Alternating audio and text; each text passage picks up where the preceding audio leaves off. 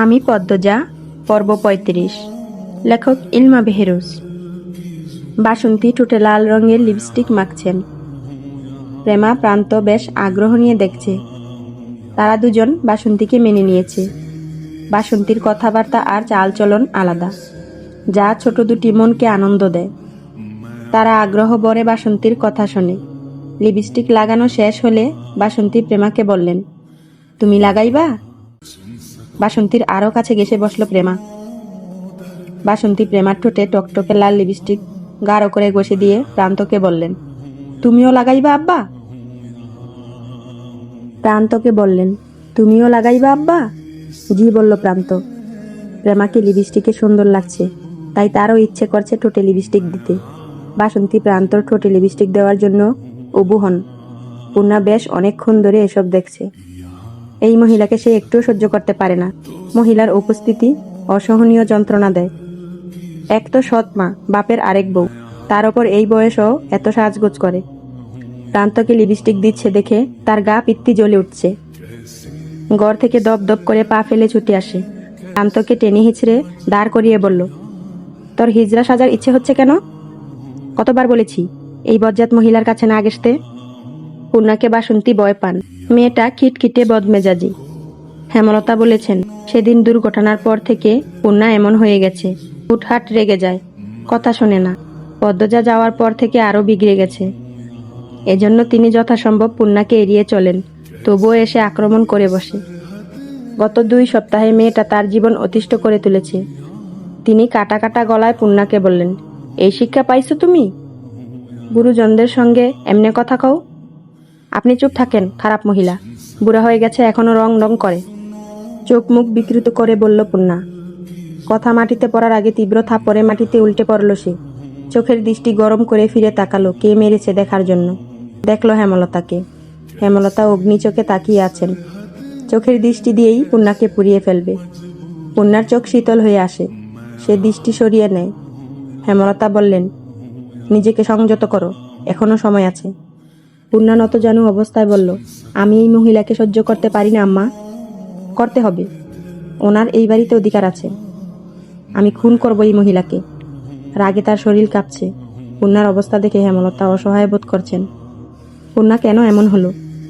তিনি কি এক মেয়ের শূন্যতার শোক কাটাতে গিয়ে আরেক মেয়েকে সময় দিচ্ছে না? বুঝিয়ে শুনিয়ে পূর্ণাকে আবার আগের মতো করতে হবে। তিনি কণ্ঠ নরম করে কথা বলার সিদ্ধান্ত নেন। কিন্তু এরপর পূর্ণা যা বলল তাতে তিনি আর রাগ নিয়ন্ত্রণ করতে পারলেন না।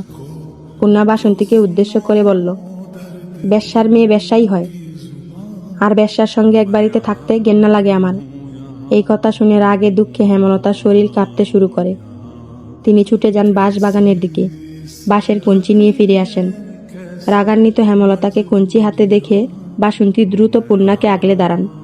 হেমলতাকে অনুরোধ করে বললেন, এত বড় সেরিডারে মাইরো না, ছোট মানুষ বুঝে না। আপা আপনি সরেন, ও খুব বেড়ে গেছে।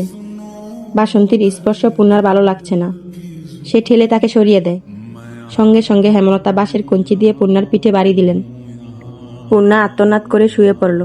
হেমলতা আবার মারার জন্য আসতেই বাসন্তী পূর্ণাকে আগলে দাঁড়িয়ে অনুরোধ করে বললেন, যুবতী সেরিদের এমনে মারতে নাই, আর মাইরো না, আজকে সাইরা দাও। প্রান্ত প্রেমা বয়ে গুটিয়ে গেছে। হেমলতার চোখ দিয়ে টপ টপ করে জল পড়ছে। তিনি বাঁশের কঞ্চি ফেলে লাহারি করে চলে গেলেন। বারান্দায় বসে দীর্ঘশ্বাস ফেললেন। মনে মনে মোর্শেদের ওপর খেপে গেলেন। মোর্শেদ চিৎকার করে বাসন্তীর সম্পর্কে সব বলেছে বলেই তো পূর্ণা জেনেছে। তাই এখন পূর্ণা কারো অতীত নিয়ে আঘাত করার সুযোগ পাচ্ছে। মরল বাড়ির ছোট সংসারটা কেমন ওলট পালট হয়ে গেছে। হেমলতা আকাশের দিকে তাকিয়ে হাঁ করে নিঃশ্বাস নেন। সব কষ্ট যন্ত্রণা যদি উড়ে যেত, সব যদি আগের মতো হতো। সব কঠিন মানুষেরাই কি জীবনের এক অংশে এসে এমন দুর্বল হয়ে পড়ে, কোনো দিশা খুঁজে পায় না? আমির বিছানায় বসে উপন্যাস পড়ছে। 6 দিন পর পদ্মজার মেট্রিকের ফলাফল। এরপরই ঢাকার উদ্দেশ্যে যাত্রা শুরু করবে।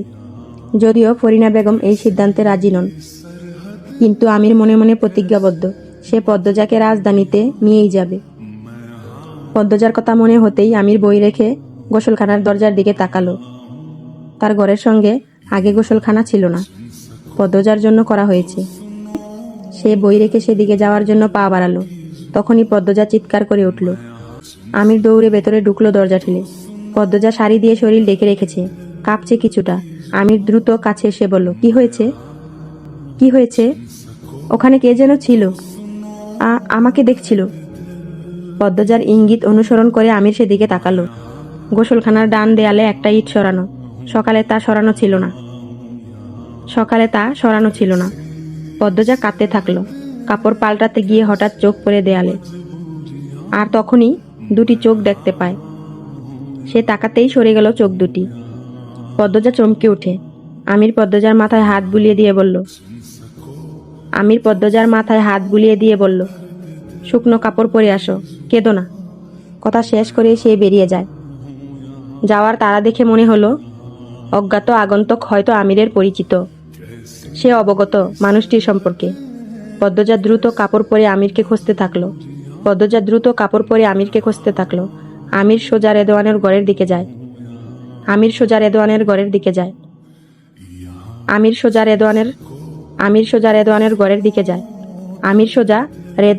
দিকে যায়। রেদওয়ান পানি পান করছিল। আমির গিয়ে রেদওয়ানের বুকের শার্ট খামচে ধরে চিৎকার করে বলল, তোকে সাবধান করেছিলাম, দ্বিতীয় সুযোগ দিয়েছিলাম, শার্ট ছাড়ো। তুই আমার বইয়ের দিকে কুনজর দিবি আর আমি ছেড়ে দেব? প্রমাণ আছে তোর কাছে? কুত্তার বাচ্চা, প্রমাণ লাগবে? আমি জানি না। আমির মুখ সামলা, গালাগালি করবি না। করব, কি করবি তুই? আবার বলছি, শার্ট ছাড়। রেদওয়ানের নাকে মুখে ঘুষি মেরে বসলো আমির। ডাল সামলাতে না পেরে পালঙ্কের ওপর হুমড়ি খেয়ে পড়ল রেদওয়ান। দুজনের চিৎকার চেঁচামেচি শুনে বাড়ির সবাই ছুটে এলো রেদওয়ানের ঘরে।